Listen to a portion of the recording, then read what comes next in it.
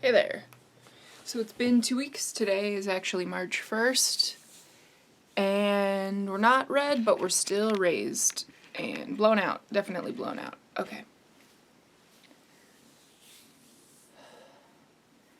I'm not 100% healed, but I'm just so ready to move on. Hi, Mooney. I'm gonna do a bit of an experiment before I start my wizard, which I said was my next project, but I'm gonna put something smaller down here so that I can test out different shades of gray and see what they look like in my skin before I go and put those into the skeleton in the tombstone. My intention was white and value like 20% gray and 40% gray were gonna go in the skeleton. And then the darker grays were gonna go in the tombstone.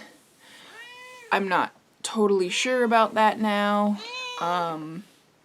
So yeah, this video will be making a rat she and using that to test out how all the different shades of gray sit in my skin. I don't like that it's raised. Don't be raised forever, please. Please don't be some horrible... I mean, if anything's gonna scar, I guess the outline of this scarring is okay, but my skeleton's nice and smooth. I barely even feel him, and this tombstone feels like Braille. Oh boy. Hi there. Welcome back to my stick and poke vlog. It is now April 23rd. Quite a bit more time has passed than intended. If you missed my previous videos, I started experimenting with stick and poke tattooing in December and decided to do this giant project by hand, and it's taken 5 or 6 sittings. So here's my conclusion video on my Memento Mori stick and poke tattoo. Previously on, I had some issues with a particular brand of ink that I was using. That's the main reason that I took about a month-long pause, just to see how it was going to heal up. Basically what happened is all the ink I've used in the skeleton is a good brand that when I look at the ingredients, I can at least attempt to pronounce what they are. But when it came to my tombstone, I decided to try a different brand of black ink, specifically Mom's brand, and it was really angry afterwards. It did not heal as quickly as the skeleton had healed, and at the time I wasn't sure if I had done something wrong. I was worried that maybe it was infected, but 6 weeks later, my tombstone still itches like a motherfucker. And so all I can assume is there's some ingredient in the Mom's, which, by the way, when I attempt to read the Mom's label, it sounds like binary code or something like that. It's not real ingredients as far as I can tell, so kind of makes me think about that whole issue that's going on in the tattooing world right now with us potentially losing blue, green inks because God knows what goes into our tattoo inks. We really friggin' it's because I mean, if you're gonna be stabbing yourself in the skin to make art, like, do you really care that you're putting carcinogens in your flesh? Anyways, so you're probably watching this video because you're interested in doing stick and poke yourself. So what I'm gonna let you know is I did this tattoo liner with a 3-round. So that's a 12 gauge, 3 needle liner. Would not suggest. Maybe 3-round liners are great for machines, but the problem is, and it took me a long time to figure out exactly what was going on, the 3-round liner doesn't hold the ink in the way you need it to. It doesn't drip down the needle because it's so fine. So when you look at my tombstone, you can see a bunch of spots that look blank. I definitely poked myself there just as hard as I poked myself everywhere else. You can see that it's red on that bottom line. But what happened is the saturation of the ink, or the bubble of the ink, was sitting up higher on the needle. So I think that's why when they say, don't use something so small, like don't go any smaller than a 5 or a 7 needle, you're just going to be making this take a lot longer than you need to. The next tattoo, in my next video that I'm going to be showing you guys, I actually used a 7 round liner. It's a 10 gauge, so it's smaller needles, but it carried ink a lot easier. So, and it looks just as thin. It doesn't, I was really wanting to do a 3 round liner to get as fine of a line as I could, but I ended up making this a little bit sloppier. But you live and you learn, and doesn't matter too much because we go in and we shade it a little bit soon.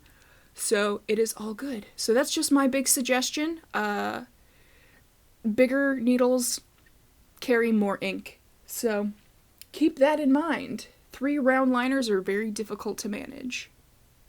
So other than the cheap, itchy inks, go quality with your ink, which it's difficult to say what good ink is because there are so many brands same with needles. There are so many brands of needles, so many sizes of needles. It is really overwhelming to get started in all this. Partially why I did the stick and poke, just gonna try to learn the basics and stuff. Can you imagine trying to learn inks, needles, and machines? No thank you. I'll just stick to this because honestly, who cares? Who cares that it's taking me 30 hours to do this tattoo? I don't. I am sitting at home right now like I'm supposed to, so it doesn't matter too much. Anyway, selfie time.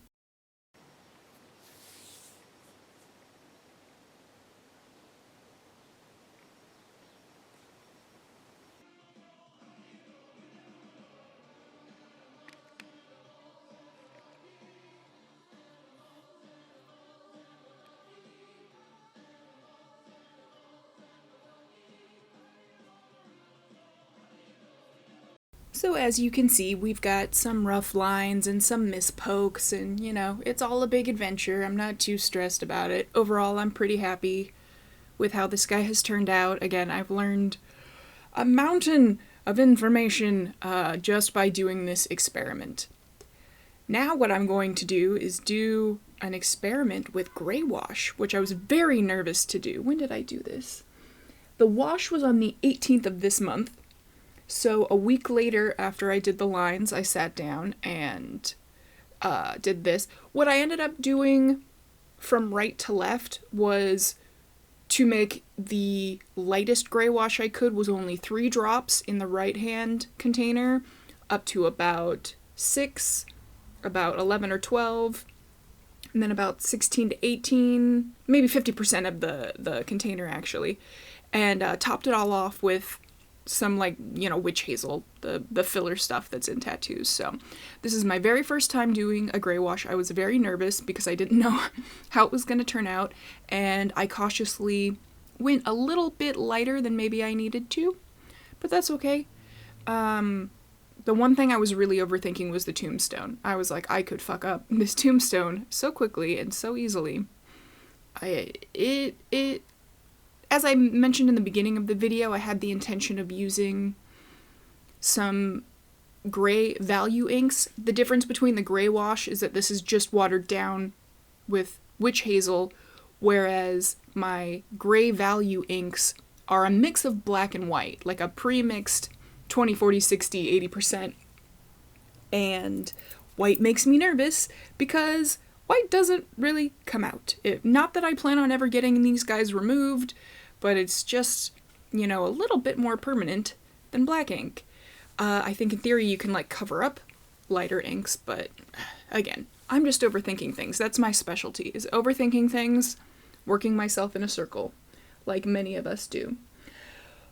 So, I'm very happy to finally be more or less wrapping this project up. For all I know, I'll come back and I'll sit back down and work on it a little bit more. But putting this dimension into the spine and filling out some of the details on the pelvis and stuff really makes me a lot happier with this guy. The tombstone is meh. It could have been better, but for the design there's a lot of sharp lines, and I chose a difficult project. And despite that, I'm pretty happy with this tattoo. I'm happy I did this. Think of all the money you save by doing your own tattoos. The hardest part is not the designing, it's not the drawing, it's not the poking even. it's the holding your leg like this. I can only go 2 or 3 hours at a time because my leg starts to cramp up. I would probably fill up my entire leg so much faster if I just did some dang yoga and got flexible. That would help me out a lot. Well, anyways, I just want to say thank you really quick to everybody checking this video out. I was pleasantly surprised by the number of views and stuff that I got on my last video. I feel like there's 40,000 stick and poke vlogs being uploaded to YouTube every single day. So I appreciate those of you who took the time to not only check out my previous video, but also gave me some feedback. I've been getting some really amazing advice from people. I really appreciate like the communities on Reddit for stick and poke. And yeah, I hope if you're using this as a reference, you can learn some things. Please be safe. In my previous videos, I was especially preachy, just being like, keep everything clean, getting real good habits early on to, you know, make sure you don't do something you regret. But overall, this is really fun. It isn't that painful. Again, it hurts more holding your leg like you're a yogi rather than having to poke yourself. So I'm really happy that I've started doing this.